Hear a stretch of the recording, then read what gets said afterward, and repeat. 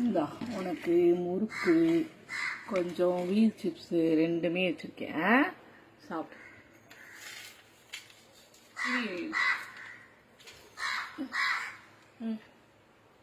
என்ன இத்தனை பேரு ஒரு படையே உட்காந்துருக்கீங்க போல இருக்கே. ஏண்டி வர வர கூட்டத்தை சேர்த்திக்கிட்டே இருக்கிற? சரி சாப்பிடு சாப்பிடு வா.